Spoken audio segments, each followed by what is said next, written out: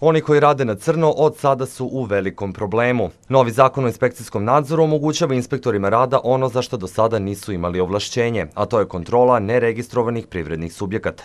Ukoliko inspektor zatekne neregistrovani subjekat da obavlja određenu delatnost, on će svakako donositi rešenje kojim će nalagati da se odmah pristupi upisu u odgovarajući registar, dakle pre svega registar Agencije za privredne registre ili neki drugi odgovarajući registar, i takođe će zabranjivati tom neregistrovanom subjektu obavljanje delatnosti dok se ne reši prethodno pitanje, odnosno dok se ne upiše u odgovarajući registar. Zakonom su predviđene i oštre novčane kazne, ali ne za neprijavljivanje privrednih subjekata, već za fizička lica koja obavljaju neregistrovanu delatnost. Kazne su od 50.000 do pola miliona dinara za delatnost koja je u nivou preduzetnika, a ukoliko fizičko lice obavlja posao za koji je predviđeno da to bude pravno lice, inspektorima mogu pisati kaznu od 200.000 do 2 miliona dinara. Novina je i to da će inspektori uz sudsku naredbu moći da izvrše uviđaj i u stambenim objektima.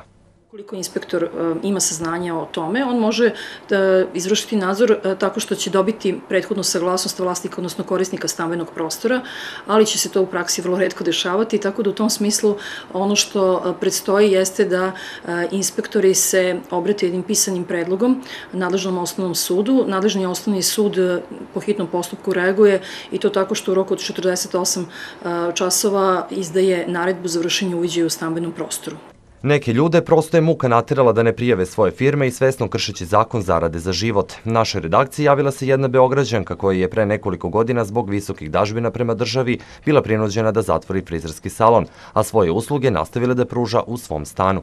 Imala sam ogromne izdatke prema državi da kada na kraju meseca podlačim crtu, jedva da sam imala 100 evra zarade. Još sam je samohrana majka, 2 dece. Ako na to dodam i da nemam svoj stan i da sam morala da plaćam lokal, recite mi meni da li sam imala neko bolje rešenje. Precizna evidencija o broju onih subjekata koji rade na crno ne postoji, ali se pretpostavlja da je njihov broj poslednjih godina u znatnom porastu. Darko Nikolić, Moja televizija.